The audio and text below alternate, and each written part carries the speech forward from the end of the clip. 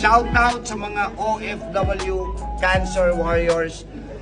Huwag kayong mawawala ng pag-asa. Meron kayong Doc Atoy para tulungan kayo. Makipag-ugnayan kayo sa Facebook page ko. Gawin ko yung kaya ko para matulungan ko po kayo. Huwag kayong mawawala ng pag-asa. Ilan kayo? 80 ang Cancer Warriors. Laban tayo, laban tayo. Dito ako, kasama ko sila.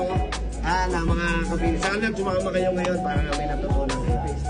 Okay? Pagkati na ko. Thank you, man. Thank you po. Sige. Alright, isang mapagpalang araw po sa lahat. This is Boss Vic, kasama po si Doc Atoy, and we're here. Dito po yan sa Abu Dhabi. Isang privilege po na makarating kami rito.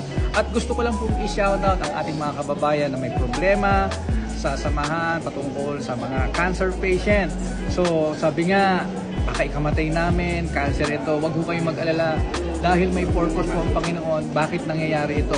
Wala pong imposible pagdating sa Kanya. Kaya keep the faith. This is Boss D. Hello po sa inyo at magkita-kita po tayo.